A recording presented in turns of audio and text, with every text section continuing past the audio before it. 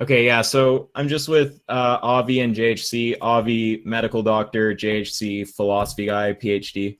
And I don't. We don't even know JHC's position right now. We've both come around to this non-realism position, so we're just gonna hash it for like 10 or 15 minutes and just see what comes of this. So, JC, where are you at just on general realism and then realism with respect to specific topics like morality or mathematics or something like this? Oh, wow. That's like asking for a definition of the universe and asking for two examples. Well, you can take it. So I lean towards a kind of like pragmatist position towards things like there's a lot of ways to be a realist in a lot of different ways. So when it comes to morality, I'm an anti-realist. And the two positions that I find most persuasive, but I haven't really decided between, is a kind of Humean subjectivism and then a non-cognitivist position. So something like expressivism. And we can talk about that. When it comes to like mathematics, I find it really hard for me to figure out exactly what we're doing. I don't believe that there are numbers in the common sense understanding of there are. I don't really understand what abstract objects are supposed to be, so I don't really think that there are abstract objects either. So for a lot of people, that makes me a mathematical anti-realist. But I do think that mathematical statements can be true or false. Like I think 2 + 2 = 4 is true, and I think 2 + 2 = 5 is false. And that feels like realism good enough for me when it comes to mathematics. And then lastly, when it comes to the sciences, there's a real live debate in philosophy of what it is that scientists are doing. There's a question: are the posits of science, ought we to take it that we're finding, metaphysical bedrock? Are there really atoms? And do our sciences actually require there to really be atoms? And I kind of lean towards a position that's, again, somewhat anti-realist called instrumentalism, which is kind of like a radical pragmatist position that says it's not the job of science to tell us what's metaphysically real. It's the job of our sciences to produce predictions and to find observations that either confirm or disconfirm our hypotheses and theories. And again, that feels like realism good enough for me.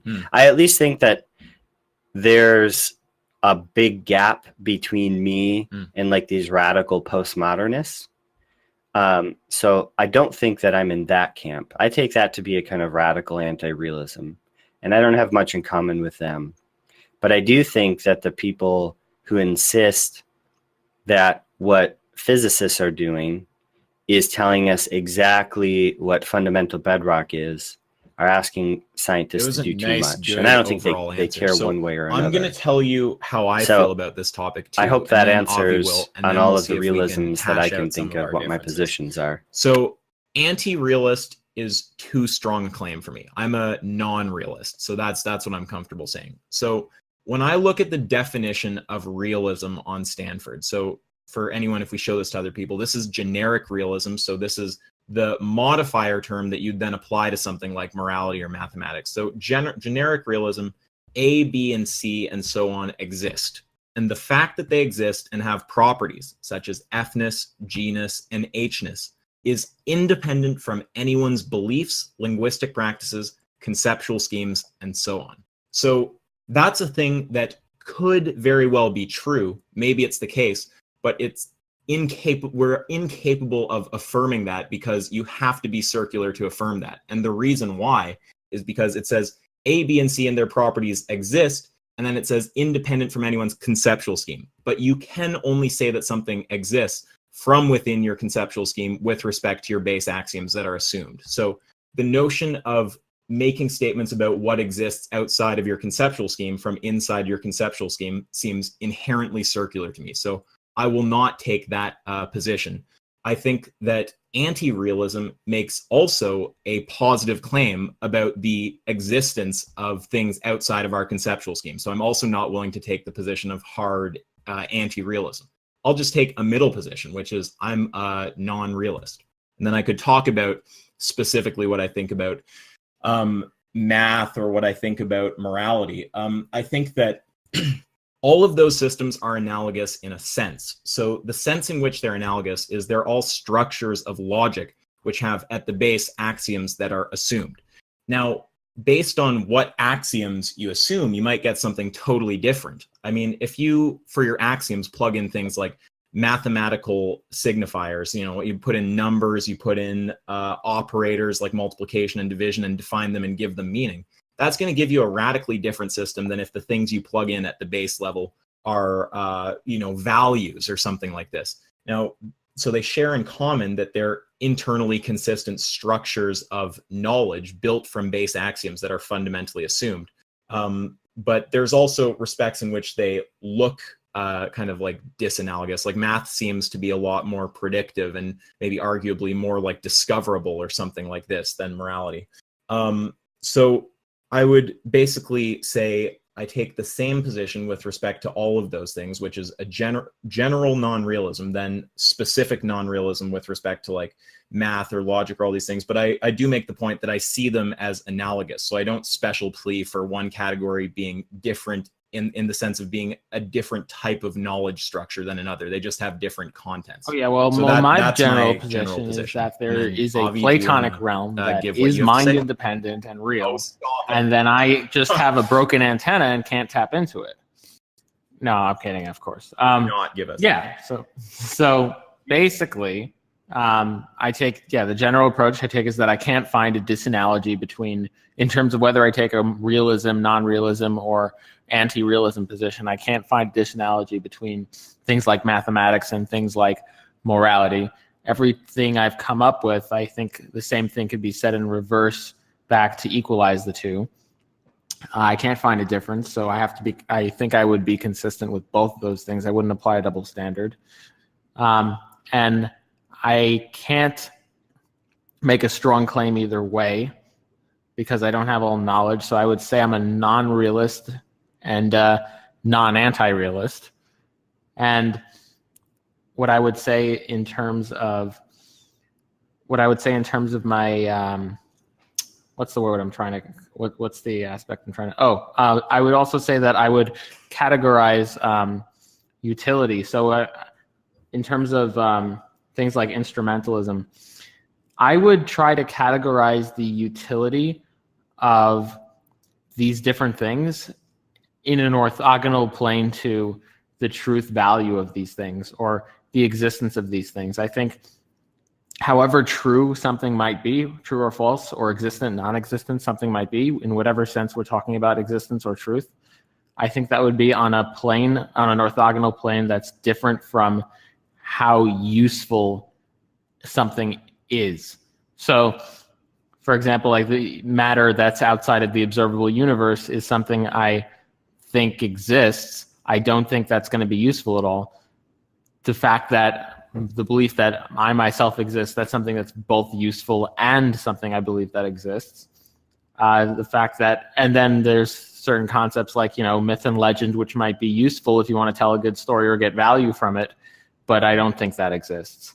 And of course, there's logically contradictory things, which I think both don't exist and are not useful. So all these things are, the utility of something, even if it's completely necessary, is independent of its existence and non-existence. And then the other thing I think that needs to be broken up is when you're talking about realism. So I was doing some reading and they wanted to break realism down into the two types of realism, which would be robust realism and it would be minimal realism. And robust realism basically rejects non-cognitivism, it rejects error theory, and it also rejects moral non-objectivism. So it rejects all of those things. in the robust sense, and then minimal realism. Minimal realism would only reject error theory and non-cognitivism. And I think what they're trying to get at is that you could really reject all forms of anti-realism except for moral non-objectivism. So they can say so basically, just to be a minimal realist, you just have to say that from a moral statements have truth value, but it's okay if that truth value is not objective. And I would classify those two things differently. And then the other thing I would say is that it depends what you mean by truth value. What do you mean by true? Or is it true with respect to your axioms, or is it true in some sense that it's without external to your axioms, or beyond your axioms, or deeper than your axioms in some way?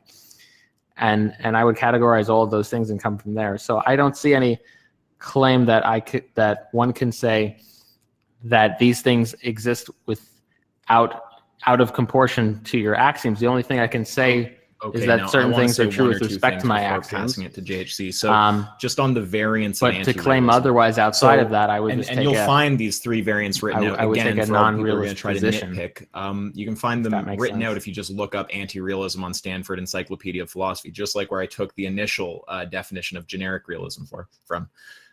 So yeah, you've got these three things. You've got non-cognitivism, error theory, and then non-objectivism. And those are, forms of those are propositions that are supposed to be accepted by anti-realists. You can accept the first two, error theory, non-cognitivism, and be a minimal realist, or accept all three and be a robust realist. Now, I'm fine with people making distinctions. I actually think that the important thing isn't even that, and I'll explain why. So, okay, so talking about where I stand, so I definitely reject the strong claim.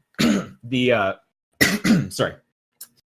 claim that morality is objective. So I take that to be an ontology claim. I don't accept any sophistry, like the kind of shit you'd get from philosophical vegan who will say, well, there's a definition of objectivism, which is just this claim about morality being universal. And if you accept that, you're an objective. No, I take that to be an ontological claim about the nature of morality and how it exists.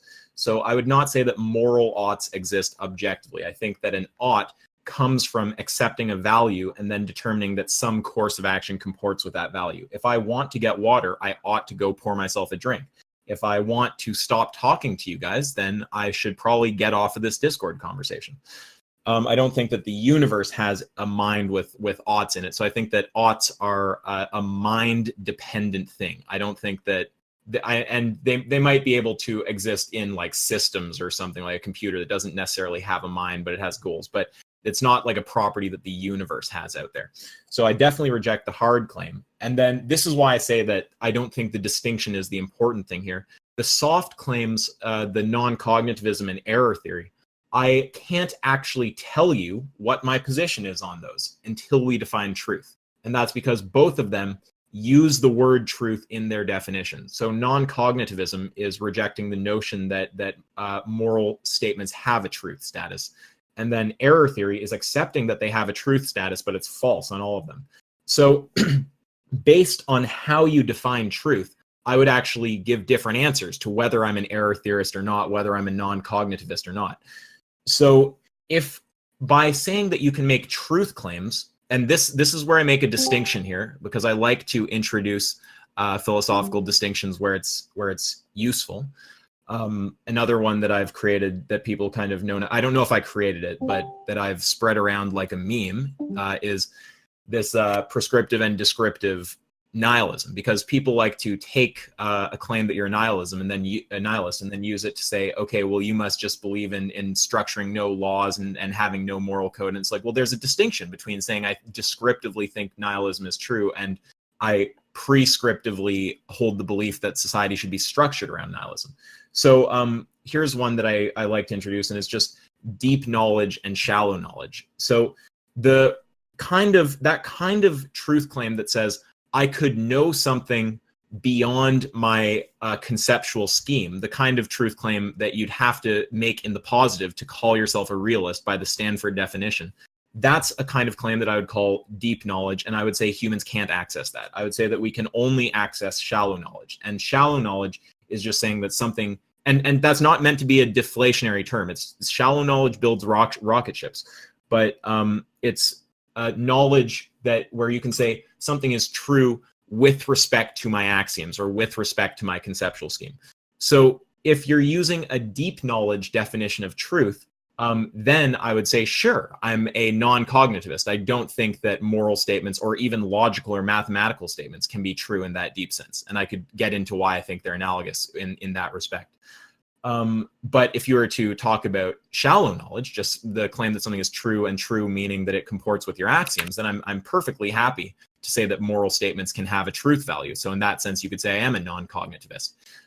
So it would totally depend on how you define truth, whether I subscribe to those or not. So just capping up, the reason why I think that the distinction between robust and minimal realism doesn't actually capture anything that important is because you can still basically just slip robust realism into minimal realism by not being clear about what you mean by truth. And then you're saying, yeah, I'm just not a non-cognitivist. I think that these statements have truth value. And, some people might hear that and go, oh, he's just saying they're true with respect to their axiom, but you're actually making a deep knowledge claim that they're true with respect to some higher understanding that is not just true with respect to your axioms. So it's like slipping that hard claim, the robust claim, into the soft claim by not clearly defining truth. So that would be my position on the types of anti-realism. There's no way I'm on board with the robust, there's no way Perfect. I'm on board with robust realism. I just want to add a couple things real quick. One thing that I find useful to think of, definition of truth is a deep especially or shallow knowledge definition. When I'm trying to disambiguate the different kinds of realism, there's this useful distinction by this philosopher Elizabeth Anscombe a long time ago, where she talks about direction of fit. And she brings this up because, and I think it can be useful when talking about non-cognitivism. To me, it's, let's first talk about the direction of fit. So the direction of fit for a desire is you're trying to make the world fit your mental state, right? If I'm hungry and I desire food, what I desire, regardless of how the world actually is I'm trying to assert my will on the world. I'm trying to make the world match my desire, right? So it's a world to mind direction of fit, or maybe it's the other way around. I don't know which way makes more sense. In the case of beliefs, what you want is for the world to inform your mind, right? So it has the opposite direction of fit. So you want your mind to match what's out in the world. So when I talk about mathematics, it seems like, or maybe even something less controversial, if I want to know how many planets there are, right? I have a wrong belief if the number of planets that I believe there are doesn't match what's out in the world, right? Regardless of what my desires are, regardless of what my beliefs are, there are 8 planets, right? For all those Pluto haters. Now, in the case of a desire, it has the opposite, right? It has the opposite direction of fit. And it doesn't matter what's going on out in the world. My desire doesn't get falsified just because, there's no food around me, right? I'm still hungry. I still desire there to be food. I still am hungry. Now, it seems to me that morality is closer to the desire-based one, right? And this is fundamentally what drives me to be an anti-realist about morality, is it seems like there's a fundamental connection between the way my desires work and the way morality works, right? So it does seem like it's dependent in some really interesting way on my preferences and or desires. It doesn't really matter what's going out in the world. If I'm hungry, I'm hungry. If I want to avoid pain, I want to avoid pain. Even if I'm going to go through pain no matter what, that doesn't change my desire. Beliefs work differently. And it seems like moral beliefs, whatever they are generated by your desires and not vice versa. So that's a useful distinction, I think. Another thing is the minimal realist argument has kind of taken off recently. So it used to be that if you were a moral realist, you thought that moral statements were kind of like thick in a certain way. Moral facts were thick, meaning if something's true, there's a fact out in the world that makes it true. And so they started talking about all these moral properties, and all of a sudden you're off in Plato's heaven, right? Now, minimal realism has kind of crept up recently, and they're like, there don't need to be things out in the world. There don't need to be these, it's a metaphysically skinny view, right? And this has kind of gotten a lot of airplay in certain realist circles. And I think this is probably getting close to the dominant view now, that just because, it's certain things are true or false in morality doesn't mean that there are moral properties out in the world, right? I actually have a difficult time kind of understanding this view and how it's materially different, but there you go. And I do think that, though, this does raise the point that you were making a moment ago, that your theory of truth really does matter when it comes to being a like a moral realist versus anti-realist. And what's really funny is I just read about this in his now famous 3-volume set on what matters. Derek Parfit takes one of his volumes and he actually interacts with critics. And one of his critics is this expressivist. He's a non-cognitivist. And he's responding to him. And Derek Parfit, famous moral realist, says, we've resolved our problems. All we have to do is change what it is we mean when we say something is true or false, right? So I get a little spooked sometimes because sorry, I want to be clear. If people on what are you're saying playing right there. fast You and think loose with their Parfit's definition of claim what's true or how things are true or what the united meaning with of this true one is, philosopher by clarifying their truth it just definition, seems like you can that unite would be, everybody like, into a single generalizable. You're happy taking an issue with camp, that? and that kind of seems like wrong to me, right? But Truth. well, I'm saying that you were right to point that out, that and this actually is something that major philosophers have, they believe that they've stumbled upon, right? That they think maybe non-cognitivists and moral realists are on the same team after all. Now, it's kind of funny is Alan Gibbard, the expressivist. Well, he's not really on board I've with this heard, proposal, right? I've heard He's like, I don't and think I'm we're not saying deep on the same Parfit or thing, anything. right? I just want to say on Parfit's character, I really like him. He's super interesting. He makes tons of really interesting points, but him on like the ontological status of morality is just comical. He's out to lunch. Like, I mean, it's just obvious. That's not an argument. I mean, just saying that something is a just irreducible property that you just somehow intuit to exist is not, like, I mean, that does not persuade me on any level at all. But the truth stuff, yeah, it's super important because, I mean, in fact, I know Avi wants to say something, so I'll let him talk. But what I'd like to do after is just see if we can establish a basic level agreement on what we mean by truth, and then see if we can clarify and all get to the same position with respect to that Stanford definition of realism. So sorry, Avi, you can say what you want, and then maybe I'll do that after if Jake. Well, yeah, no, this is what we were talking about before. So basically, if you take a minimal realist and then you take a non-cognitivist, and then you ask the non-cognitivist, what do you mean by truth? Do you mean it in the deeper sense, or do you mean it as it's truth which comports with your axioms? The two different answers that a non-cognitivist can give, it can actually result in a non-cognitivist, depending on their answer, lining up and overlapping with the minimal realist.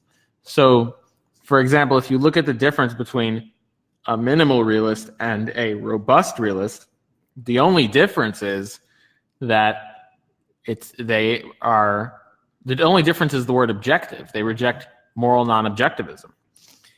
And they'll say that they reject non-cognitivism and error theory, but what they seem to mean when they reject non-cognitivism is that they mean they reject the idea that moral statements are not true or false in the deep sense, with respect to beyond or outside or external from your axioms. But then they'll say, okay, well, it's true, and true is just defined within my axioms. But then if you ask a non-cognitivist, what do you mean by true? A non-cognitivist can say the same thing by splitting up the definitions the same way. They can say, well, I can be a robust non-cognitivist, and robust non-cognitivist would be just would just mean that someone says moral statements are not true or false, both within and without my axioms. So even in terms of what comports with my axioms, they don't make true value. They don't have true value. And without my moral axioms, they don't have true value. And you can also have, in the same way you can have a minimal realist position, you could have a minimal non-cognitivist position, which just says that with respect to the deep sense, with respect to outside or external or beyond my axioms, moral statements do not have truth value, but within my moral system and axioms, they do have truth value. So they can say literally the exact same thing. They can make the same type of splitting that the moral realists are making. The moral realists are making that type of split between robust and minimal. And also just why say can't a non-cognitivist make the same type of split? When you start getting at the truth stuff and point out that these definitions of non-cognitivism, error theory, whatever, they're assuming a definition of truth and the theory of truth, and then you point out, go take a glance at the size of the Stanford article or the IEP article on truth. I mean, that's not like a simple topic in philosophy, okay? So if a definition assumes something about truth, not implicitly, but like explicitly, it actually has to do with your theory of truth. It's going to be a massively important thing to discuss. And just a little distinction that pops out here when you start getting at that bedrock of like, what do you mean when you call things true or real or even objective, or just like what exactly are you claiming when you use those kind of terms?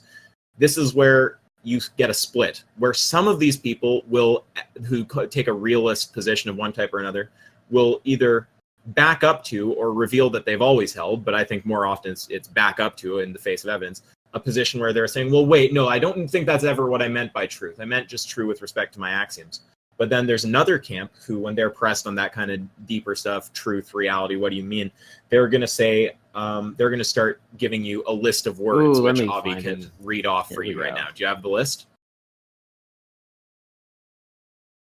Yeah, so a moral realist would say that there's something out there that's irreducible, non-natural, non-ontological, non-metaphysical, non-realist, non-inferential, indubitable, prima facie, properly basic, non-doxastic, incorrigible.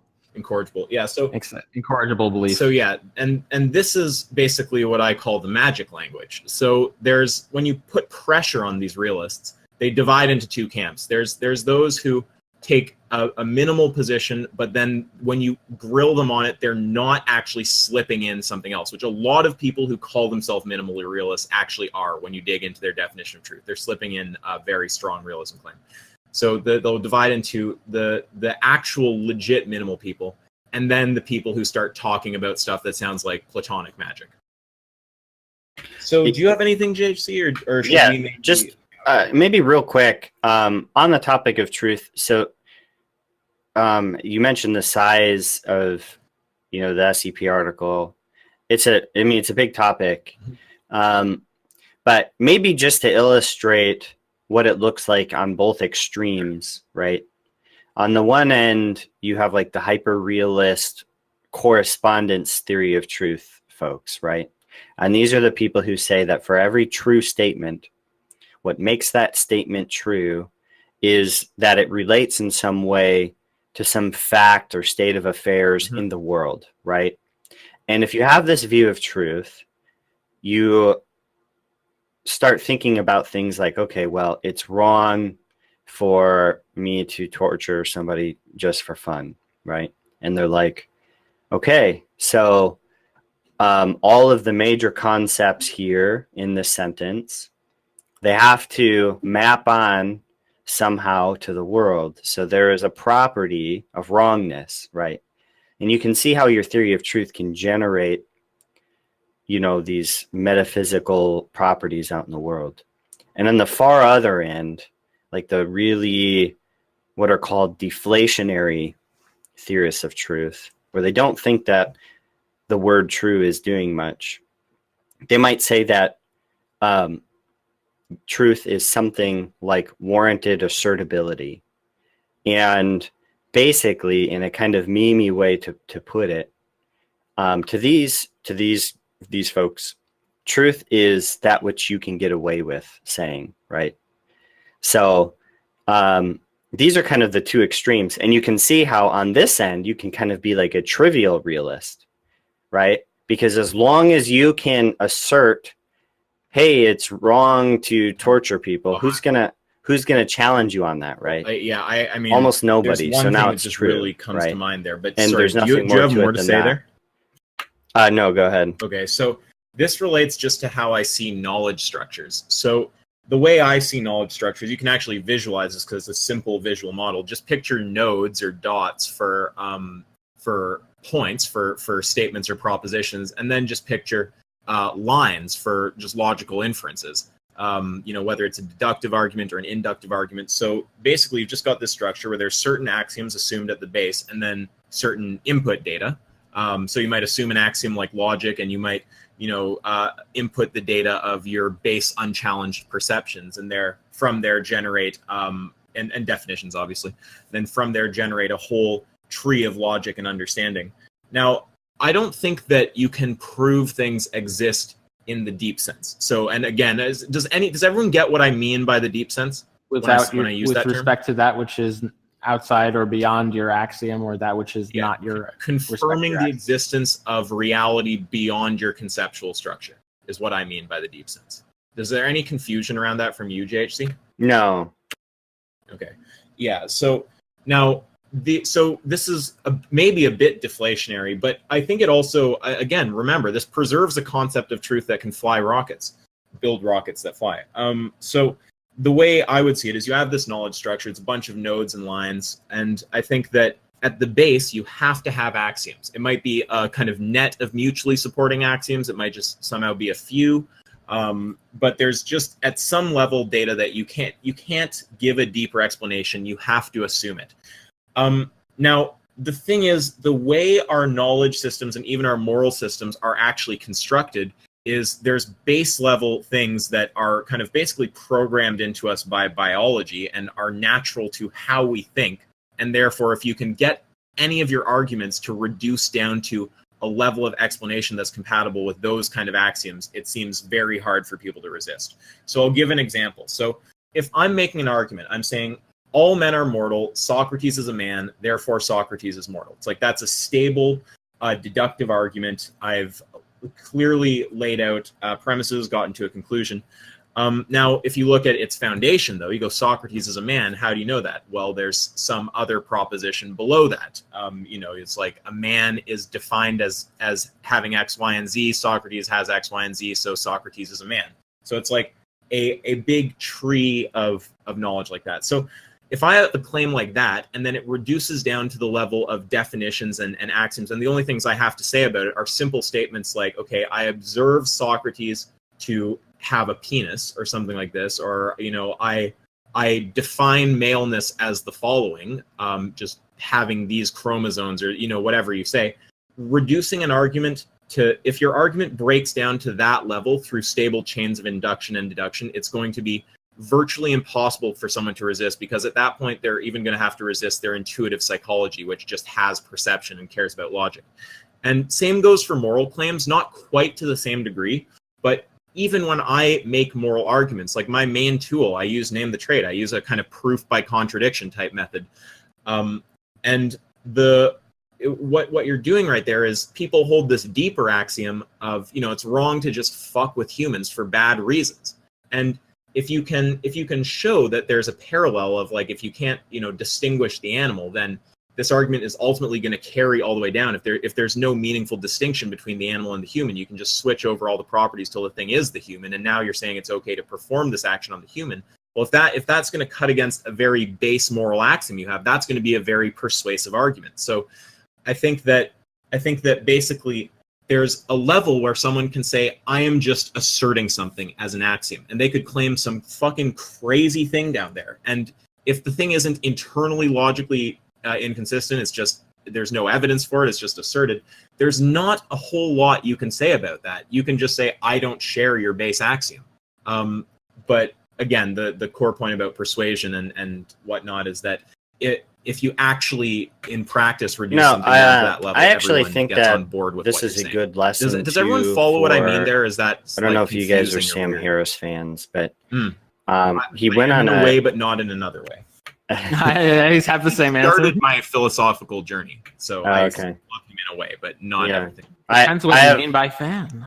I have similar feeling towards a Christian philosopher who I'm not going to name because it's a little embarrassing now, but I have a soft spot in my heart because no, much worse. But I had to guess.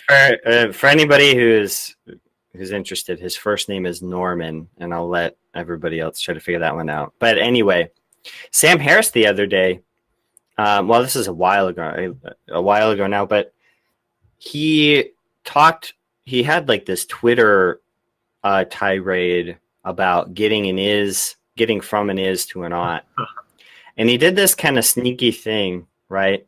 Where he said his I guess it's a premise. I'm not sure if it's not really an argument. They're just kind of like a series of tweets. But he says, unfortunately, many experiences suck, right?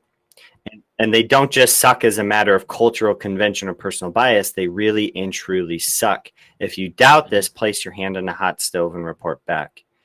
Now, the problem is that Harris seems to confuse two things. Mm-hmm. Seems to confuse universality with objectivity, right? And I think it's been kind of a journey recently online because Sam Harris does have a lot of fans. And I feel like this point kind of comes up over and over. But you can be a subjectivist, right? And think that moral facts depend inextricably on our desires, right? But think that everybody has the same we all have the same brains, right? Roughly. And we all have the same aversion. It turns out that we don't, right? I mean, some people will place their hand on the stove and report back, and they're like, yeah, that was enjoyable. But they're rarity, right? But people confuse that with objectivity. And I think they just need to drop that. Make it sound like objectivity. It's not anything like objectivity, or at least like the moral objectivist. Doesn't like this. But it's not. That's an objective fact right, about how universal it is. It's not an objective fact about whether the thing actually is objectively bad. Right. Like if I subtracted, right? If I turned this person into a pea zombie, right? Yeah. And he placed his hand on a stove, does it suck? You know, and I just suspect not. I've got one other thing to say just about Harris. Like I love Harris in a way because I think once you understand his work a bit differently, there's his work on morality is super interesting because the kind of anti-objective crowd has taken it in a direction where people think it's so arbitrary and there's not like a good way to build a system and stuff. And Sam does show, even though I think that there needs to be a bit more plugged in than just the well-being concern, I think you need an interest concern. Otherwise you get these weird kind of anti-consequentialist reductios that we could get into. But I think that he's right to see just how systematic it is once you plug in the base concern, how then it becomes this science that can just be explored, and how to maximize this base value we have is then a question of economics and of physics and whatever else pertains. So I think a lot of that is interesting, but where he goes wrong is he's totally doing exactly what we were talking about at the start, which is slipping this like strong realism claim in. And the way he does it, like when I see a series of tweets like that, that's funny that he did that again the other day. He's done it a while ago. And it's also funny that you mentioned that this comes up a lot. And I think part of the reason it comes up a lot is because he's wrong on this, frankly, and people can tell he's wrong on it. So when he sends out a series of tweets like that, literally my mind does one thing. All right, where's the should? So I just look into it. It's like, dun, dun, dun, dun, dun, dun, should. So it's like, there you go. That's where you're assuming a moral axiom. You're saying, if there's one thing if we should call anything bad, it's that the worst misery for everyone is bad. Well, that would be us doing it because we should. Or we all agree that this is bad. It's like, well, bad how? Are you saying bad we personally don't enjoy it, or are you somehow slipping in some like weird realism claim there? So yeah, that kind of argument never impresses me. When I look at it, he always just slips in the moral base axiom as if it's the way to think about some this kind of is, objective fact. And for everything he can say, like even at the base level, for it's the worst possible scenario where everyone's tortured and everything. That is a objectively bad thing. The objective truth is that everyone is experiencing torture. Yes. That's the objective truth that we can say. We can't say that the objective truth is that is a bad thing. It could be really that. Could actually be the objective truth is that that's a great thing. I don't know. We also have to point out now that when we're saying objective truth, some people will try to catch us. You're like, oh, now you're talking about objective truth. It's like, well, we've already distinguished between deep and shallow knowledge, and everyone here is talking about shallow knowledge. Is anyone here making a deep knowledge claim of any type, that there's any knowledge that we have 100% concretely and isn't open to challenge via the statement, I don't know everything, so it's possible the unknown knowledge contains the fact that I'm wrong about X? Is there anyone who thinks that there's something that doesn't apply to, that there's some kind of deep knowledge? I was talking about the shallow claim. When I say it's objective that they are suffering, that they're we'd call it objective within our conceptual structure. Yep, within our conceptual, absolutely. And you would agree there's no deep knowledge claim to be made anywhere, JHC? He muted. Sorry, I'm here. Yeah, I mean, I would agree. So, okay. And along these lines, sometimes moral realists will say something to the effect of the fact that we can have moral disputes in the first place proves that there's something objective going on, right? Because it doesn't make sense to just list off your desires at another person. Yeah. But the problem that I have with that, and this is where I think like the empirical work that Sam Harris does can actually be valuable, is that there's actually two parts to being a subjectivist, right? It's not just a desire, right? Desires don't give me obligations. There's a belief as well. And I do think, I mean, let's take a heated debate like abortion, right? Almost nobody thinks that what we ought to do is extinguish human life. Almost nobody has that desire. Or if they do, it's, they're a little bit more careful with it. Like, well, it's, to save the life of a mother or something like that. A lot of times what they're arguing about is if a fetus is a life, right? This is a factual statement. This is where the belief comes in. And a lot of moral work and disagreement can actually be chalked up, I think, to correcting wrong beliefs about how the world is and how it works. For example, something that is really, really effective in getting people to donate to charity, and I suspect too, Isaac, in your videos where you'll talk and in the background you actually have these really visceral shots of animals getting like their throats cut. I think that there's a sense in which people just aren't confronting the facts, right? And a lot of people just aren't really aware of how factory farming works, right? And so there's a bit of just in a moral dispute, just getting the correct facts out there. Now, I do think that people can have desires that are just like unseemly. But I do think that there's plenty of room for people like Sam Harris to do meaningful work in explaining and exposing people to how things work either in other parts of the world or how brains react to certain stimuli, right? And I think that there's value in that. I just don't think that what he ought to be doing is calling it objectivism, right? I mean, it's just nonsense.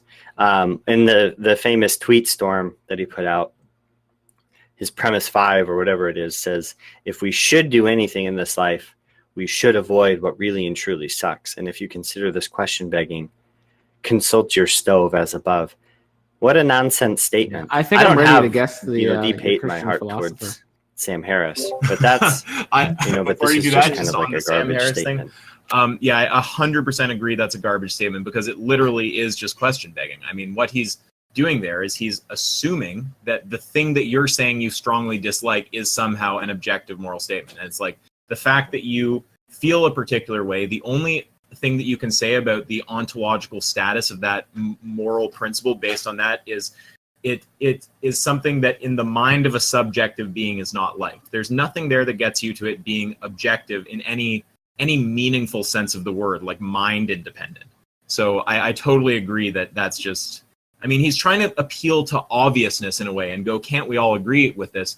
And everyone would, at least a lot more people would get on board if he made it clear that that is not a deep claim, that there's some like weird, like spooky ontological fact there. If he just made it clear that, look, at some base level, we have to get on board with some fucking principle here. And can we, for a good principle, all agree to get on board with, how about the worst misery for everyone's wrong? Can we all agree on that? If he was just talking about it like a kind of like consensus seeking and saying, here's something I think is extremely reasonable to accept as the base of a system, and I can explain how a good system could be generated out of this, that would be fine. But it's that I know any Sam Harris deep fan will, which I am in a way, but will not like me for saying this, but there is a spookiness to what he's actually doing there, which is he's not just treating that like he's proposing a good moral axiom and showing its logical consequences. He's trying to assert it as some kind of objective fact,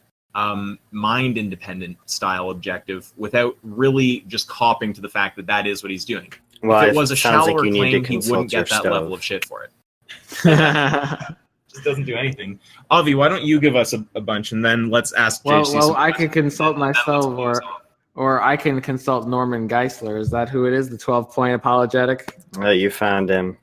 Gotcha. I love it because his first premise is prima facie. They're self-evident truth. That's the first premise in his like 12-point argument. Those words, prima facie and just irreducible, non-natural. It's like, dude, just when something is a mental construct, just call it a goddamn mental construct. Okay, JHC, we're putting questions to you. So, the definition of realism on Stanford. Yeah, I can read it again if you want, but it's A and B and C-ness exist, and they have properties, and those properties exist, and this is true independent of your conceptual scheme, your linguistic beliefs, whatever. Is that, do you A, hold that position, which you've already given us your answer, but just to be clear, and B, do you think that that is something that you could coherently even hold?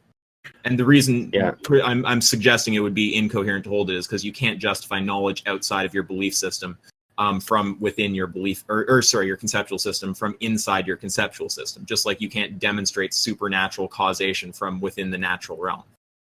Yeah, I think that's right. So I think that it's like a live question about whether or not realism in some sense is really true. And then there's the second sense, which is, could we know it, right? Could we know how things really, really are completely independent of our senses?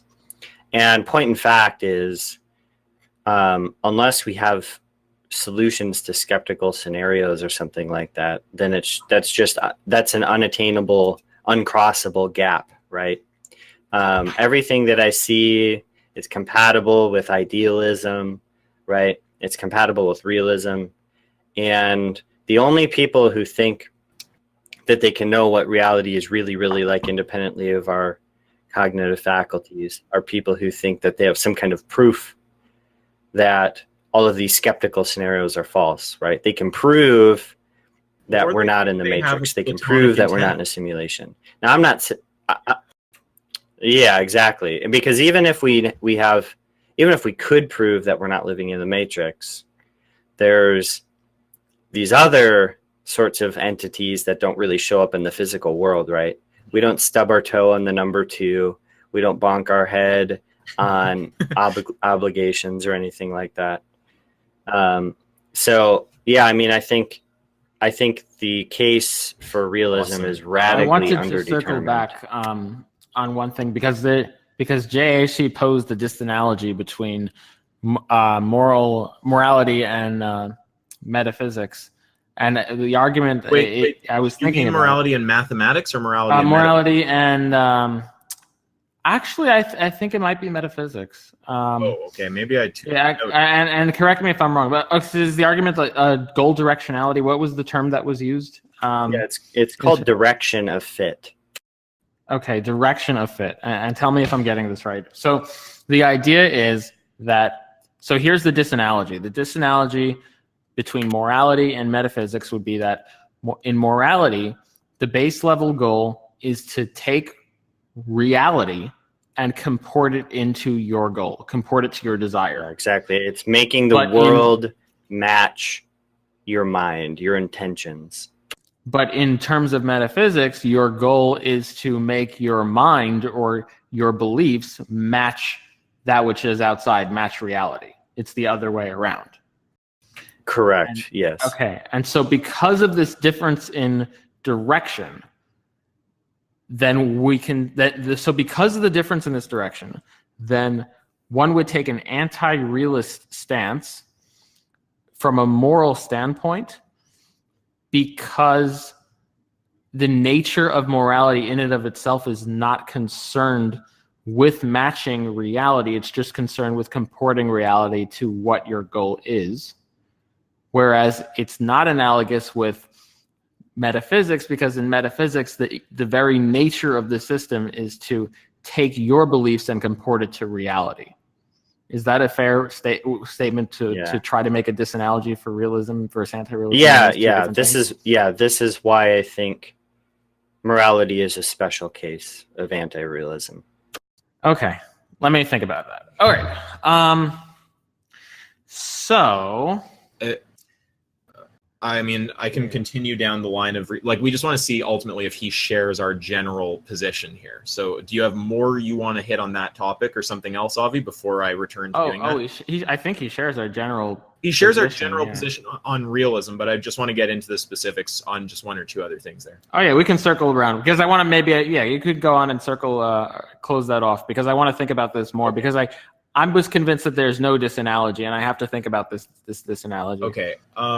Yeah, so with what were we just talking about? One more thing on the generic definition. You say you actually take an anti-realist position. Now, that seems like a positive claim that realism is false.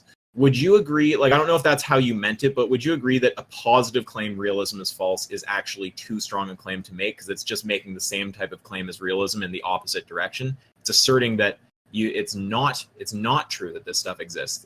It seems to me that the reasonable position is just, I can't know anything about what's beyond my conceptual system, about whether it exists or not. Yeah. So I'm an anti-realist in the sense that realists call me an anti-realist, if that makes sense. Yes. But I don't make the positive claim that I know for sure. So here's a way that I could be like a positive anti-realist, right? I could say, I know for sure that the number of planets is dependent on my attitudes towards them, right? And I certainly don't have any evidence for that or any reason to think it's true. Or you could say anything like, I know, if you said, I know reality does not exist beyond my conceptual scheme, that would also fall into that category. Yeah, and actually, I mean, that's the de facto gold standard of anti-realism, right? Yeah. Is Kantian anti-realism. So can I get you on board with us in saying non-realism? I don't care what definition you want to, or term you want to use in your own time, but would you say non-realism is actually just technically a more fair description of what exactly you hold there? Yeah, I mean, I'm perfectly fine with that. In the literature, it's typically called anti-realism, but I understand that there is a difference between people who say, there's a difference between saying, I don't know the ontological status of numbers, and people who say, I know for sure that numbers are mind dependent. Yeah, I'm not really hung up on the terminology. It's not like start using our terms. I just want to make sure we actually agree. And this is just how things are in philosophy a lot of the time. There's always higher levels of granularity you can get to, especially with these weird, vague, complicated topics. So oftentimes the operational definition that they've been dealing with for, however many decades or sometimes longer is actually a bit of a blank, or not a blanket, an umbrella at this point for a bunch of things that have been subdivided between it, or that someone could, subdivide it within that category. So sometimes it's necessary to say, okay, even though I understand you fit this broad description, I want to know if you actually are on board with this specific element of it. And you might give that a name. So just the reason I'm clear to use the term non-realist, I was using anti-realist up till just the day before yesterday. But then I realized that and again, I don't care if you switch. You already say you're fine with the term. That's all that matters to me. But it just seems that non-realist is just saying, I am not a realist. And that's the claim we're all making. And then anti-realist, that actually sounds, or it gives me the impression that it's actually making the claim realism is false. And we don't know that realism is false. We don't actually know that a reality could very well exist beyond our conceptual scheme. So yeah, that's just my issue, is that the strong anti-realism meant like that is just the same as realism in the other direction. And the proper claim about something you literally can't receive any knowledge at all. Yeah, I agree. And so this is actually, it's got a great name, by the way. So the area of philosophy where they actually discuss this exact sort of thing is actually called metaphysics. That's so funny. And yeah, it's great. It's great. But there's a number of different views. They'll call it ontological pluralism, and we don't need to muddy the waters. But it's a relatively new area, right? Formal area of philosophy where grad students are putting that on their CV now. Distinguish metaphysics from metaphysics. Can you just give me sure? So metaphysics is about coming up with a true theory or a right theory of reality, finding out about what sorts of things exist. Metaphysics is asking questions about what those theories are doing, how we get them, what it means. So this is the level where we would say, okay, we all agree that 2 + 2 = 4. Maybe we even agree that it's correct to say that there are numbers. But now what we need to do is figure out what saying there are numbers actually commits us to.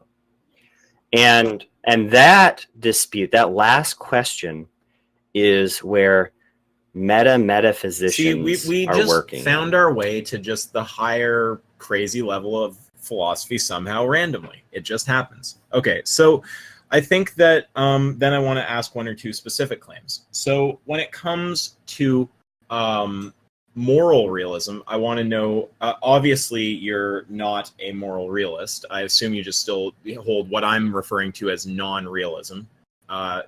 It's not, I don't hold the positive belief it's true that moral oughts exist objectively. So I assume you just flat out the robust form, you're just like, that's just not true. I don't know what it means to say a moral ought exists objectively. Is that a fair assumption? Yeah, I mean, if the view of moral realism is that there are moral facts just like there are facts about the number of planets in the solar system, and if you delete all of the minds, you still have 8 planets, and you still have killing people for fun is wrong, then I'm not on board, right? I don't really know what it means. I can't even wrap my mind around it. So I'm a non-realist in that so that's sense. the objectiveness claim, which is the thing that distinguishes the minimal and the robust realist, right? It's whether you think that morality is mind independent. So you definitely don't think that. Yeah, I'm actively hostile towards that view. Okay, you're not even just agnostic on that. You're actively hostile. Yeah, because the thing is, I would say that there's it's obviously you don't have to process it like a deep knowledge claim. It can sound like a deep knowledge claim. So I'm always tempted to say, even if we are to say that, we're just saying they exist within our conceptual scheme. So, but from this point forward, we're talking about shallow knowledge. So yeah, I mean, I'm definitely hostile to the idea that there are just these like moral, things floating out there somewhere. That seems pretty crazy. So yeah, definitely a non-realist and actively anti-realist in your case for sure position on that. And then with respect to error theory and non-cognitivism, the things that make up this minimal form, I think, would you share my position there, which is that whether you would assign those terms to yourself hinges largely on the truth definition. There are definitions of truth by which you probably would be committed to those, at least to non-cognitivism.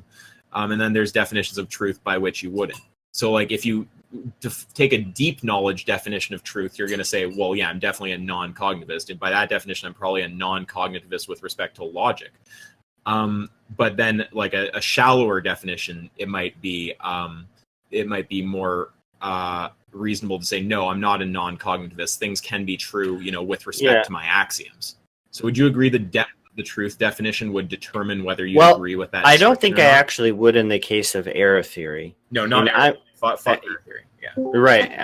I'm not really a proponent of error theory, but what error theory says, so I'll give you like a super short history. So error theory comes out of this moment in philosophical history where the positivists were saying like, positivists are mostly known for bringing about emotivism, a type of non-cognitivism, but forget that for a moment. Out of that, there was this view that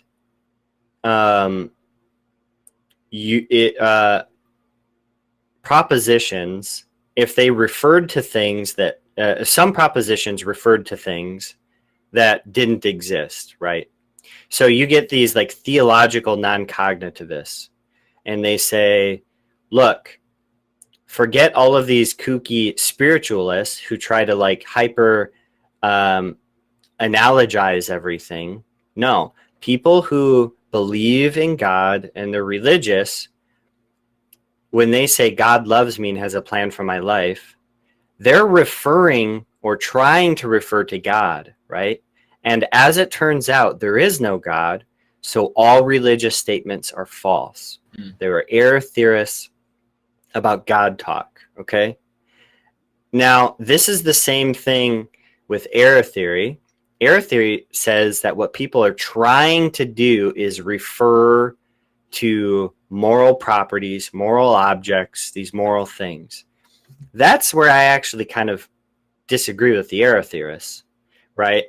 We agree that we're not referring to anything. Where we disagree is error theorists say that when we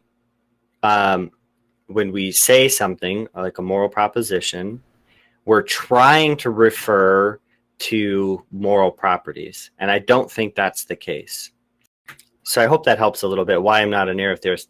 But for the rest of it, like I said, the two positions I think are actually really, really close are Humean subjectivism and non-cognitivism, like expressivism.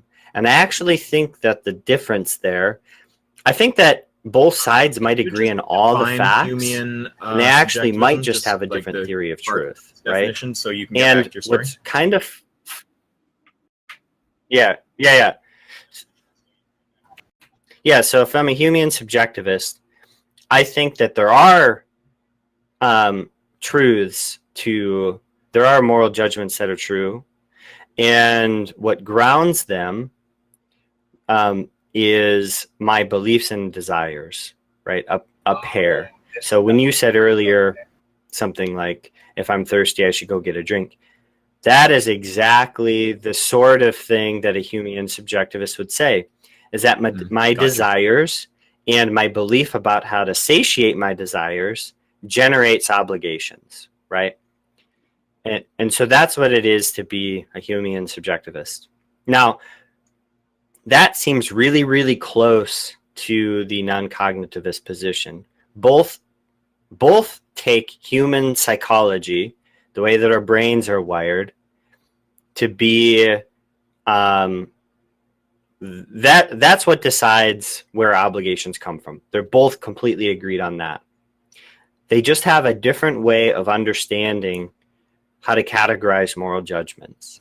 And the theory of truth is exactly what separates those two camps. And that's why I kind of waffle, right? Because I will read something Humean, or I'll have a Humean thought, all of a sudden I don't know and then some cognitivists say, oh yeah, we're not even trying to say something that's true. I'm like, okay, I'm a non-cognitivists, and make a statement about just how close they are to each other. I would need to actually look at the literature, or at least get a better general sense. So I can't confirm that from my current knowledge. But if it's a kind of thing that you look at the non-cognitivists and they'll agree on this kind of shallow truth where you could say, oh yeah, I mean, I can get on board with the belief desire pair or something like this, or I can, get on board with the notion that you could create some kind of subjective system from within which you can say something's ethical, but it's not connecting to a deeper truth. And the Humean subjectivist would also be on board with that. Then yeah, there might be some like major overlap there. I have, I think, just one more thing to grill you on. Do you have anything else you want to say there? Or yeah, no, you can go for it, because I have something to say about the different directionality argument. Okay, yeah, we'll save that for last. We'll save that for last, yeah. So there's 5 things I think that I want to get on the same page as JHC though. So the first is our position on realism, and we are holding the same thing there. Again, I'm not trying to put words in your mouth. You use different language than me, but we both hold a non-realist position that is not a strong claim realism is false, just a disbelief that it's true. So then the other things that I basically want to know about are just the position on the different forms of anti-realism, and then on the analogy between, which there's 3 of. So that's 1, 3, that's 4. And then the 5th one is just on the analogy between math and logic, between math and morality, and how deep that goes.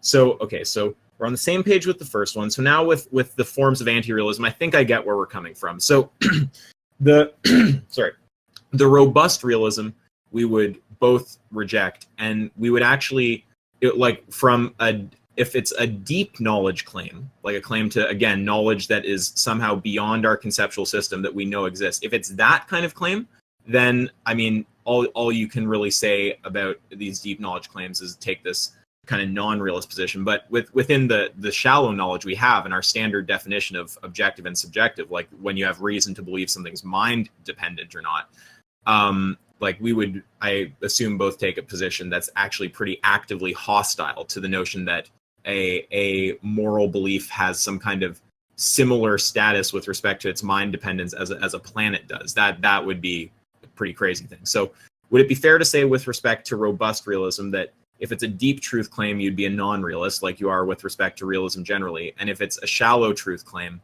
that you would just say, well, yeah, I mean, I don't think that yeah, that's correct, moral beliefs are mind independent. Okay, perfect. And then with these two other, and okay, I'm not even going to ask about the deep knowledge stuff anymore, because whenever I say it's deep knowledge, you're just going to say it's a non-realist position. So with the 2 other ones, error theory and non-cognitivism, again, if it's deep knowledge, we'd all just say this position of non-realism. If it's just a shallow knowledge claim, so yeah, with non-cognitivism, you would agree that whether or not you would say that you generally are okay or not okay with that, it would basically depend on the truth theory, on how deep the truth claim is. Would that be a fair thing to say? As in, if the truth claim is some kind of like moral statements can't be true even with respect to the axioms I bootstrap, I mean, that seems insane. But if it's like moral statements can't be true in some insanely deep sense, we could talk about what that means, but we don't have to. We all kind of know what we're getting at. That would actually be something you would agree with. So would you agree that the position you hold on non-cognitivism would just that's going to be a very large part of it. I do think there is a separate issue, which is how much of our moral, and this is just with the non-cognitivist divide, how much of morality is accounted for by motivational states, and how much is accounted for by deliberation. And I think that's like an empirical issue. And I think that might disconfirm Humean subjectivism if it turns out that it's true. But in general, I think that the two views, one is cognitivist, one is non-cognitivist, are so close that I think that your theory of truth is actually going to largely drive which one of those two views you hold. In the, or at least to me looks deep in the literature there. So I mean, you're saying there's also, you know, other things to consider when you're looking at the general kind of positions that non-cognitivists hold. But you do acknowledge just that the truth definition that's used in the definition of non-cognitivism, which is that moral statements are neither true or false, that just has massive impact on how friendly you feel towards that person's form of non-cognitivism. Yeah, 100%. And in fact, I'll just real quickly drop this. There's this new position called hybrid expressivism, which is a cognitivist version of expressivism. And it literally is just marrying old style expressivism with a new theory of truth, and now they call it cognitivist.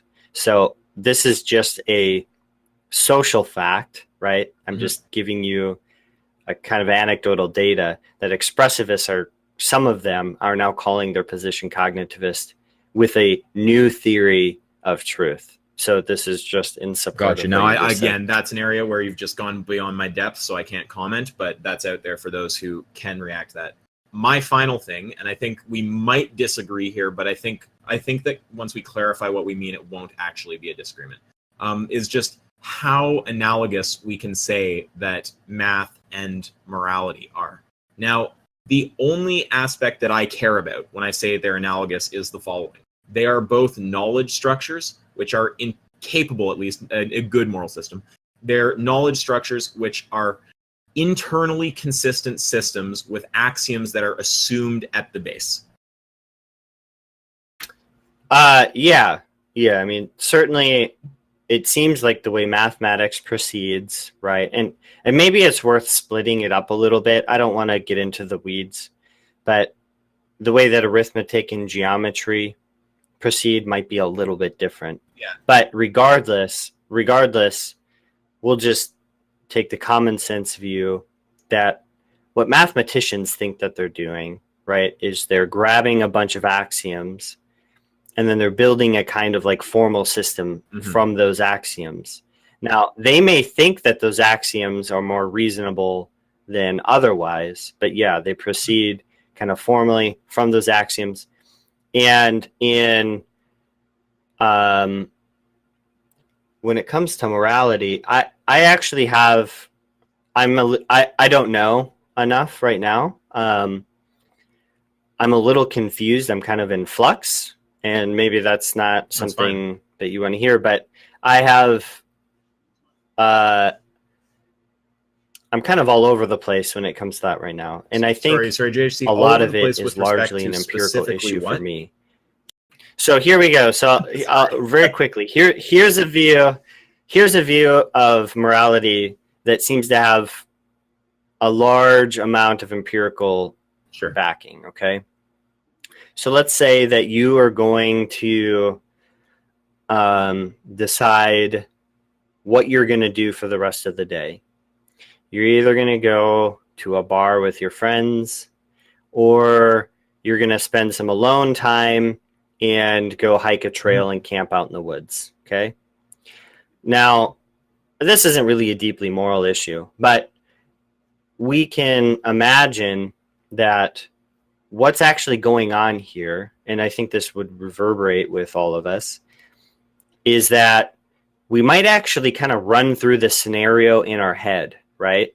We kind of close our eyes and we think about it. Okay, well, if I go to the bar with my friends, I'm going to do this. I'm going to drink. I'm going to have a lot of fun. And you kind of envision yourself in that situation. And the same with camping.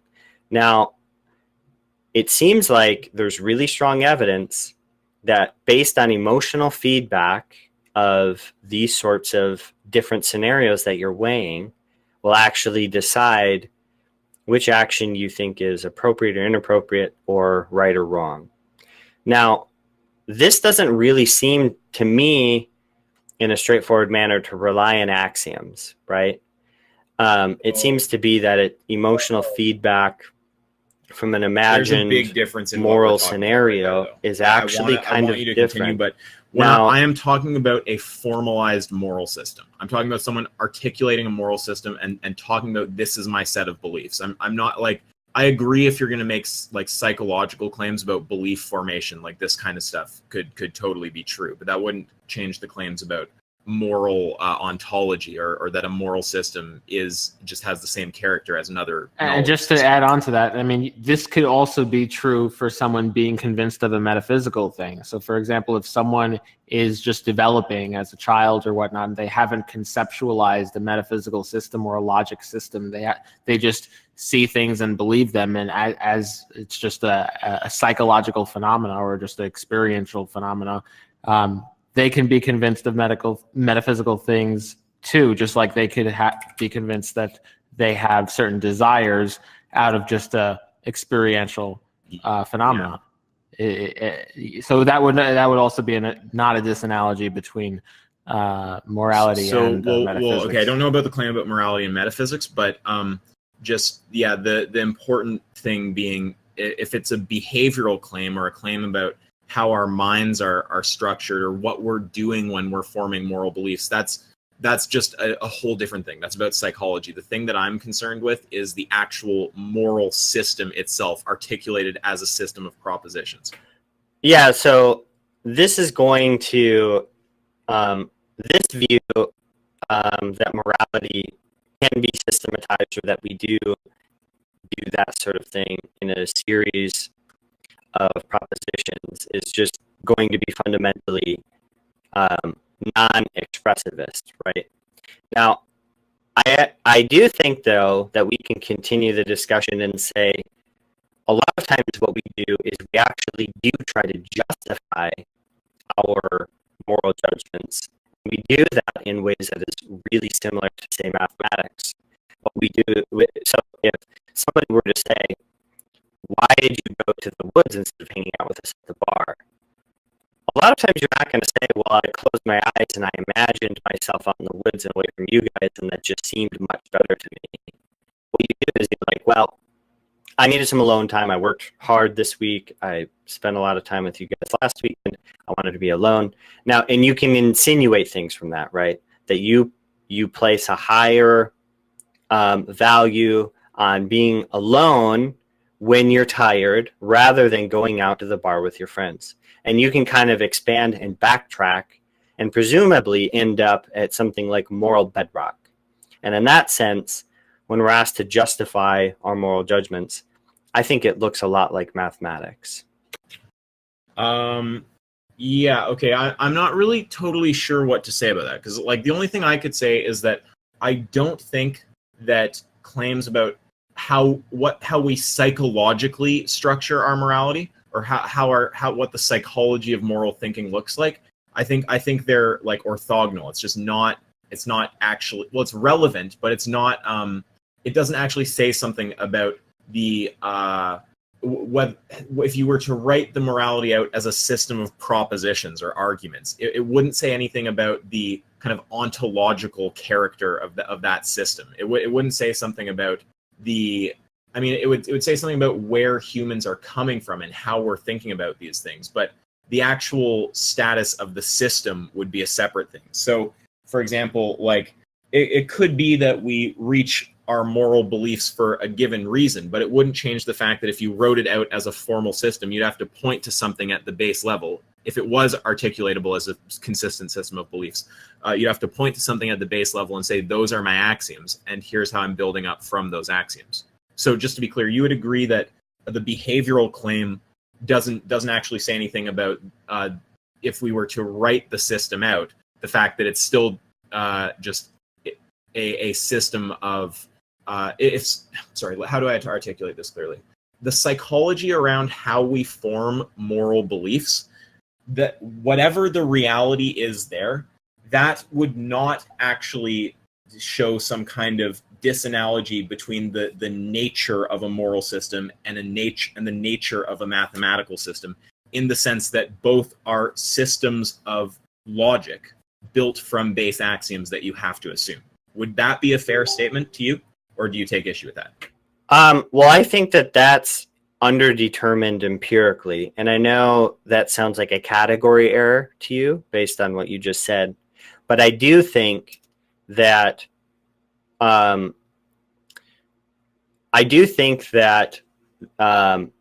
well, on 4 out of 7 days of the week, I don't think that there's anything more to moral judgments than our psychology at that particular time. 3 out of the 7 days, I would agree with you, and I would say that how it works is in the Humean sense, where we have desires that have different weights. The ones that are the weightiest are down at the bottom and are at the foundations. And then we have beliefs that guide the path upwards from these foundations to the moral judgments in a way that's going to look exactly like mathematics. I think that this might take a bit of hashing, because this is the final point. Like, so far, everything we've talked about, we've got an agreement. We're in agreement on our position on general realism. We're in agreement on our position on the different variants of anti-realism. So that's a whole 4 things there. Those 3 anti-realist positions, and and we're both just saying fuck error theory altogether, right? Is that fair? Yeah. Okay.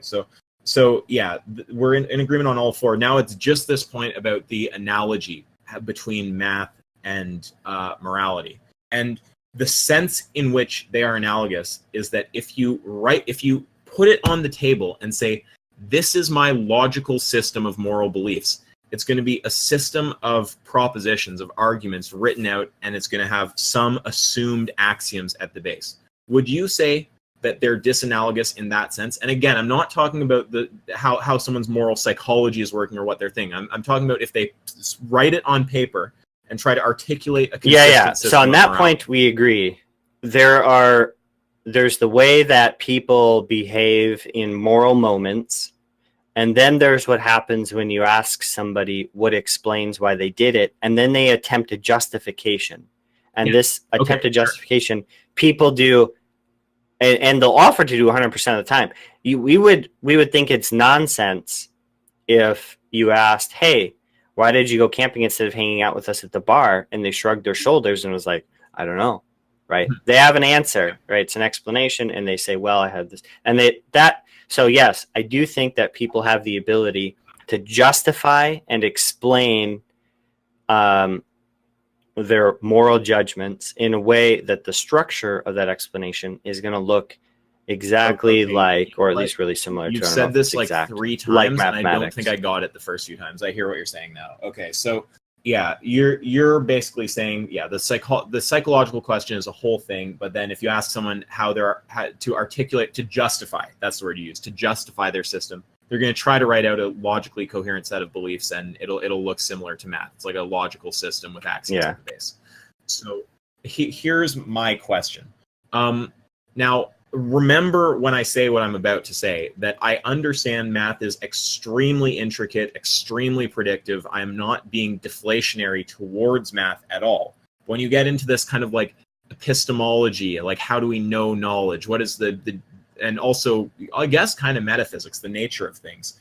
And I guess what I'm talking about here, I think I could call it the metaphysics or the ontology, like the nature of knowledge structures. That's what's interesting me here. And I would say that despite their different content and therefore totally different outcomes in terms of, predictive validity maybe, or a whole ton of other things, math and morality, if you get someone to justify it, to write it out, are the base axioms are justified to the same level. It's just someone asserting a base axiom. Yeah, that seems correct to me. I mean, you're eventually going to get somewhere, and somebody's going to get pissy with you, and they're going to say, look, I can't justify, like Sam Harris, yes, right? I can't justify why, I don't have any further explanation of why it sucks to put my hand on a stove. I just don't want to do it. I just don't want to experience pain, right? maybe they can take it one step back. I just don't want to deal with unendurable pain. Yes. So you'd basically agree that the base level, how we bootstrap our axioms, it's just equivalently unjustified in whatever case. It's just there's axioms that you're keen towards and axioms that you're not. And you can make cases from within logic for why you'd care about certain axioms. You know, you can, it's a bit circular if you're trying to argue for logic from within logic or something like this. But the kind of like brute fact is, though, that axioms are just assumed. You can't use logic to argue against an assumption unless the assumption happens to actually violate logic in how it's expressed. Like if your assumption is something like there's a god and one of his characteristics is omnipotence, well, can he create a stone that he can't lift? Either his stone creating or his lifting ability is limited. Or, you know, if he's omnipresent, it has to be both, but yet it can't be both. Can he create two beasts who can kill every other beast and survive? It's like, no, there's things that he couldn't do because they'd be contradictory. So at that level, if someone's trying to say they simultaneously accept logic and that axiom, you can say, well, wait, that axiom actually just as formulated is illogical. But if someone just says, you know, I just hold this base level belief, I'm not using logic to argue for it, I'm just asserting it, the most you can say to that is just, I don't share your observation. And with respect to persuasion, it's like, if that's the base level of how deep someone can go with a claim, it doesn't reduce to something like a shared perception or a shared moral belief, they won't be able to persuade someone. There's not a deep knowledge sense where you can say that they're actually wrong. Yeah, you can just say, I am not persuaded. Would you say that that is a fair thing to say? Okay, we agree. So I'm going to pass it to Avi to cap this off, and then I think we'll be done. I just want to make sure I'm using the right term and the right name of the person who made this argument. So it's called, just remind me what it's called again, the direction argument. Well, it's not really an argument per se, but the conceptual tools are called the direction of fit. And this was by which philosopher? Her name is G.E.M. Anscombe, or Elizabeth Anscombe. Okay. So in the direction of fit, just recapping, direction of fit is morality in and of itself is not concerned with comporting your beliefs to reality. It's concerned with comporting reality to your beliefs, and metaphysics is concerned with comporting your beliefs to reality, not comporting reality to your beliefs. Well, let me say one thing real quick. It's about making reality fit your desires, not your beliefs per se. Gotcha. Your desires. Okay. Fine. Yeah. Now, just playing devil's advocate for a moral realist to this, to what is said here.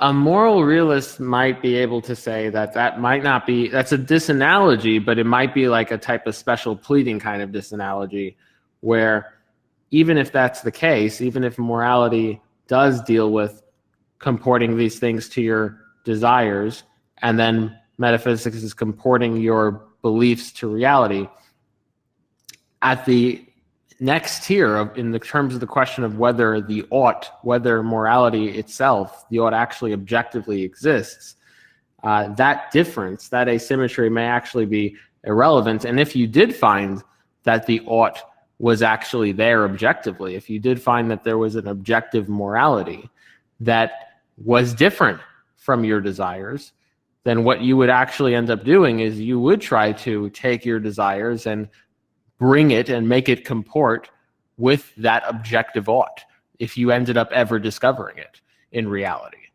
And so in that sense, the asymmetry would sort of go away, because you actually would be taking what your current beliefs are, or at least your moral beliefs about your own desires, and then if you discovered this objective ought, you would try to comport it with to get your the part beliefs that's to comport weird with to that me objective when it ought. comes to morality here, though, is I understand what it's like for my beliefs to be connected up to facts about the solar system and there being 8 planets. I even understand what it's like for 2 and 2 to compose 4, and for 4 to decompose into 2 and 2 and 1 and 3. I have a difficult time understanding what normative facts are supposed to be, right? So normative facts are things that aren't descriptive, they're prescriptive, right? So I don't really understand, are these moral facts describing how the world is or how the world ought to be? But what does a fact look like that might not be real, right? You know what I mean? Like it's not instantiated in the universe, right? So let's suppose that what ought to be the case is that there are no starving, suffering infants, right? Now, let's just take it that that's true, and there's a moral fact that says, yeah, I know this is how the world is, but it shouldn't be that way. Okay, what in the world would a universe look like where mathematics operated in the same manner? Where, yeah, I know that there's 2 stones here and 2 stones here, and we have a total of 5, but there should only be 4, right? That's the fundamental disconnect, and that's what I'm getting at when I point out the direction of fit.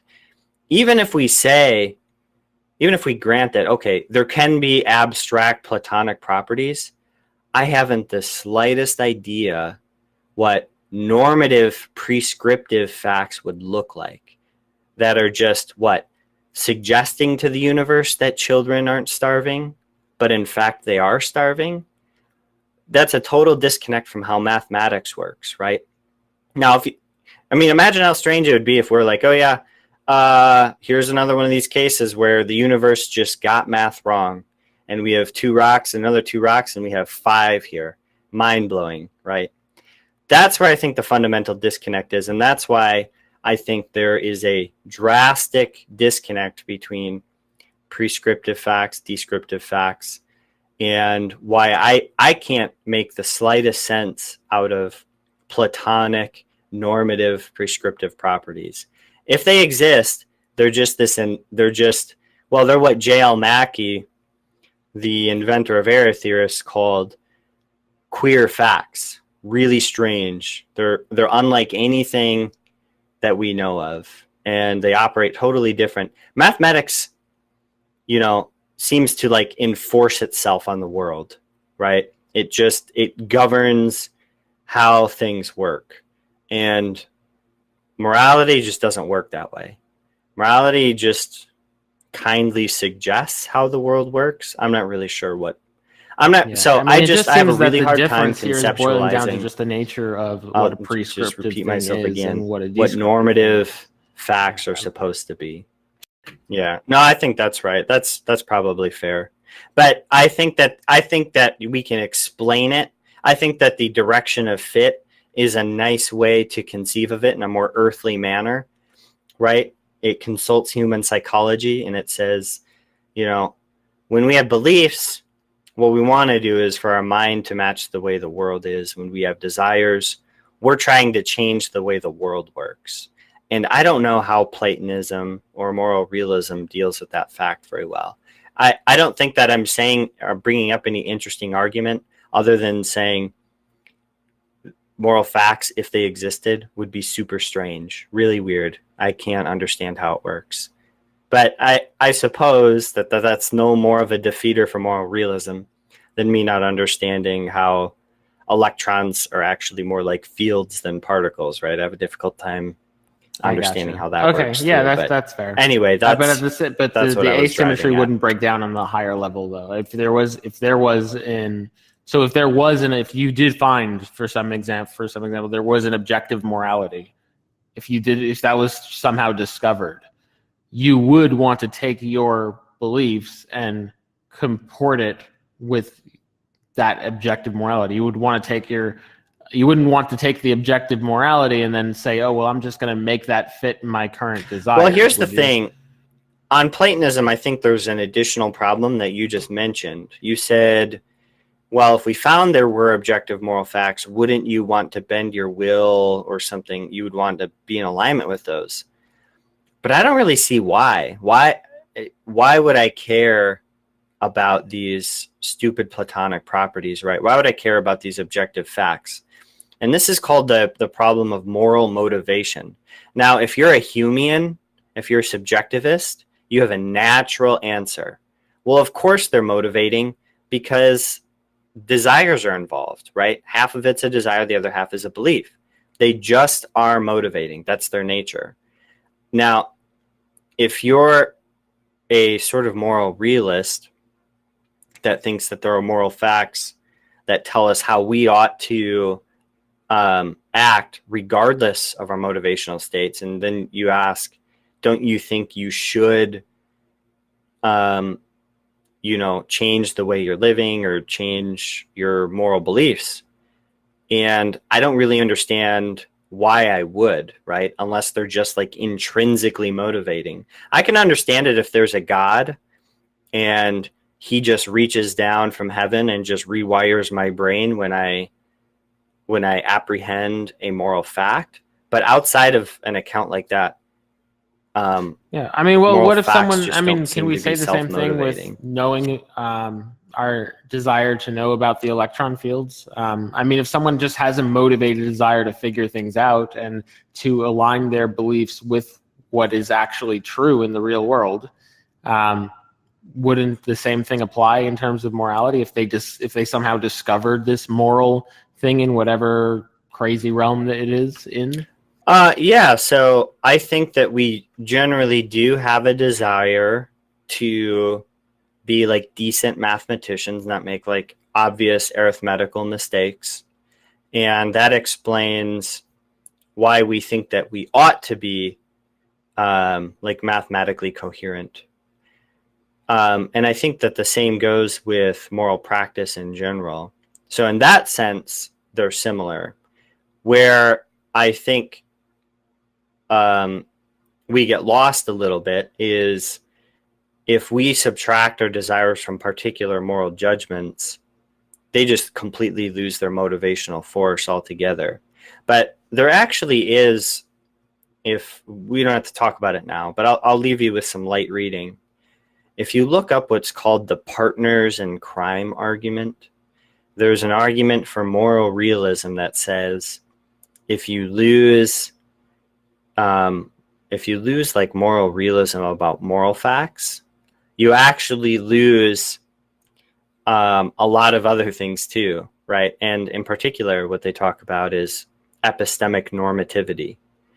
And we don't have to talk about that, but this is actually a pretty powerful argument in favor of moral realism that I think ultimately fails. But I think that you might find this really interesting. And if you're convinced by this argument you're giving me, you might just All right, be I'll read a it. closet moral realist Okay, when you partners read in this crime argument. I gotta add that. We'll see. I don't think I'm gonna end up being a moral realist, but I will read it. Sorry, just one little thing. What is it that would make Avi like a moral realist? There's an argument that says the exact same justifications for epistemic norms, and I'll explain what those are in a sec, justifies moral norms. And any argument that you levy against moral norms or moral objectivity is also going to undercut epistemic norms. Like you should, if you believe A and B and you also believe that A, then you ought to draw the conclusion B. You're going to lose that sort of thing when you the exact same arguments that work against morality would work against that modus ponens argument that I just delivered. So it's an interesting argument. I think it fails, and kind of like obviously so, but it has a lot of followers, and it's a very recent argument, and it's all the rage in the literature, and it's pretty easy. It's easy, then I'm not. To, I'm just to not quite follow. Hearing it clearly enough to know what I think about it right now. So the claim is that there's some kind of analogy between what you're calling epistemic norms and moral norms, and that rejecting one means rejecting the other. Or yeah. No, that's exactly correct. Okay, and a moral norm is something like you shouldn't rape. Epistemic norm is something like the notion that that you should follow logic. Like you just described the process of like if you hold two beliefs that are in a certain kind of logical relation to each other, you should accept their conclusion. Yeah, that's exactly correct. Yeah, well, I can see the problem with that already, Yeah, which is slipping the should in both cases. Yep, it's a slip. So when you're saying you should do something, I mean that is actually a kind of value claim there. Yep. Yeah, I would reject the notion that I should do it. It's just I don't object. Just like I would object, I would not believe that there's an objective moral ought. I don't believe that there's an objective moral ought that I conclude one from the other, even in the modus ponens. So I want to just understand what exactly about, is there anything that well, obviously I don't think I've said anything that commits me to moral realism, judging by that argument, but what is it that Obvious said that makes him sound like a moral realist with respect to that argument? That that just like in the morality case where we only ever ought to do something in case we have the desire to do so, the same thing goes with mathematics, that we only ever ought to say that 2 + 2 = 4 in case we desire to be mathematically sound. Oh, I want to clear that up. Okay, so yeah. Well, yeah, you go for it, sure. Yeah, so I'm saying that not prescriptively. I'm saying it like descriptively. Like if you have this, so the idea is like if you have this goal, then you ought do it, in the sense that the ought is just something that follows from the goal. It's not that there's an ought to do that goal in the first place. The ought's not some mind-independent thing or some force that's acting on you, or that's some out there property of the universe. Right. So I don't want to equivocate on the word ought. Right. So when I say just ought, it's just like if you want, all I say is if you have this goal. So let's say your goal is to seek out truth and comport your beliefs with in accordance to truth. Then if that's your goal and you're not trying to justify your goal or anything, that just happens to be, it is what it is, then it follows that to accomplish that goal, there are certain things that would need to be done. And one of the things that would need to be done is if there are certain mathematical truths or there are certain metaphysical truths, to comport your beliefs to those things. And if there happen to be certain moral truths, if they ever were discovered in whatever crazy realm there would be, then it would, yeah. If so, for example, my name right now is Dr. Broken Platonic Antenna, and if someone fixed my Platonic antenna and I found that there was a Platonic realm with all this amazing things, and my goal was to figure out truth and comport my beliefs to it, then it just follows that in order to accomplish those goals, there are certain things that need to be done. Now, those things, those oughts, are not these objective thing in and of itself.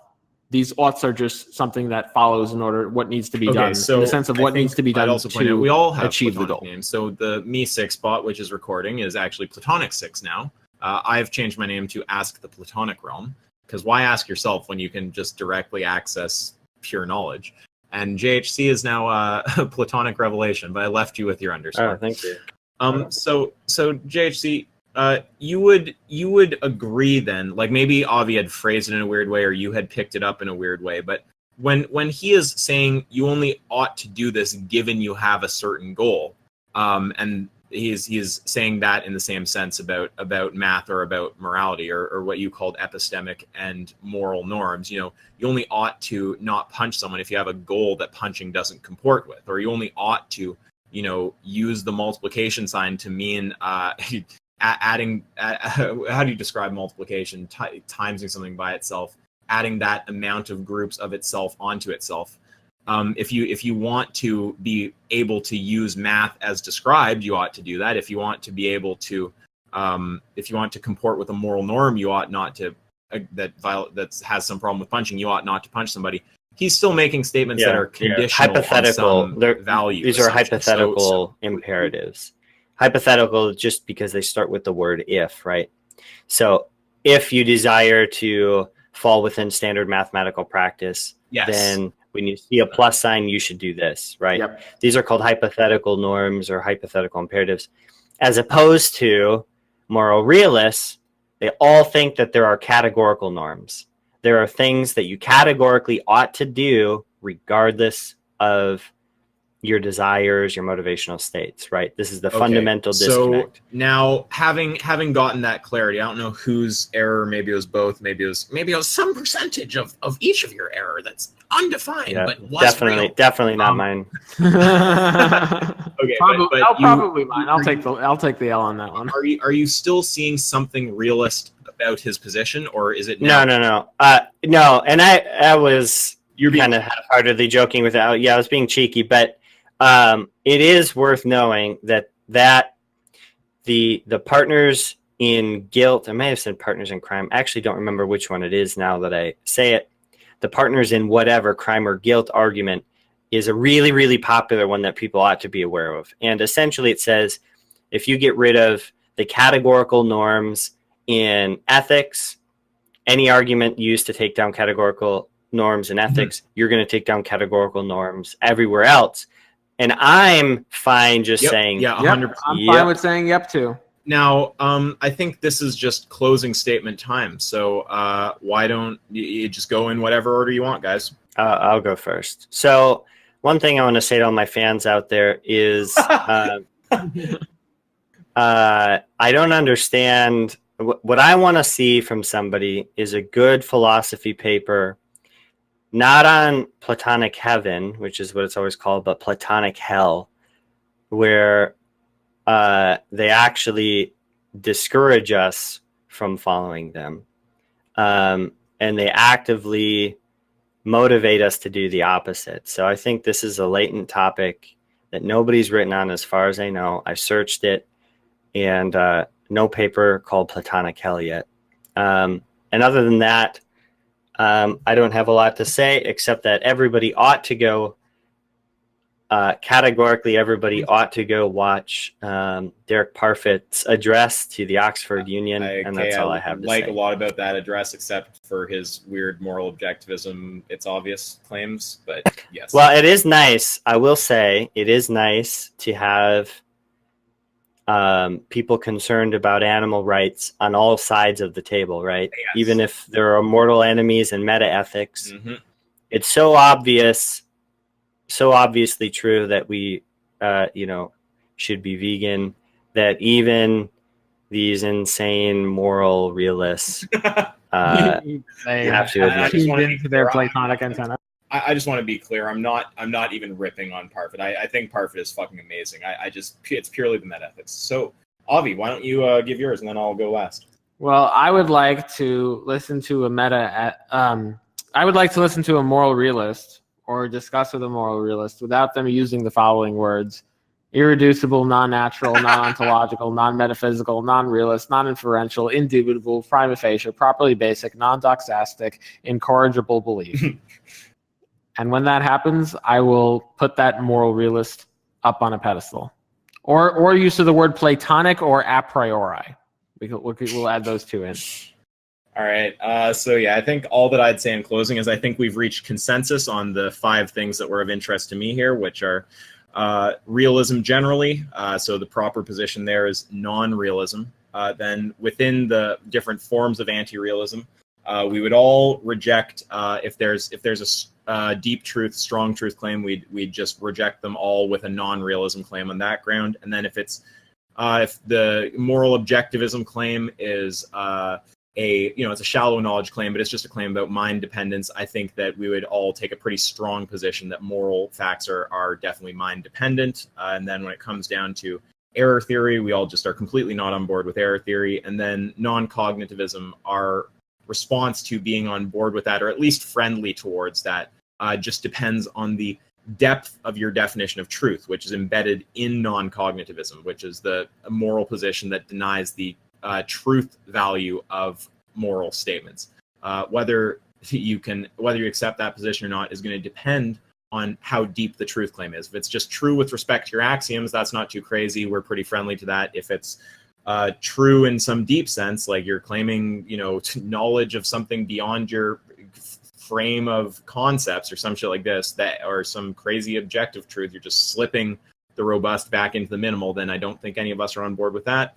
And when it comes to this, the level of analogousness between math and morality, I think we agree about them being logical systems bootstrapped from basic axioms. Again, not talking descriptively about the psychology behind how we form these systems or operate within them, but just if you had to justify the system, what it would look like. We would both say that it's a system using logic and based off of axioms I'm that are on board with assumed that and none are recap. more justified than others. Everyone on board with And that recap? I'll end with a joke to JHC. JHC, how do you know a moral realist when you see him? How? It'll be self-evident. And just to get clarity, JHC, I couldn't quite hear you. Are you generally comfortable with that recap that I did there? Yeah, less comfortable after that joke, but yeah. Okay, it's great talking with all you guys. Thank you, JHC. Thank you, Avi. I appreciate it. And yeah, I think that's good. I'm going to tell the Platonic 6 bot to stop recording.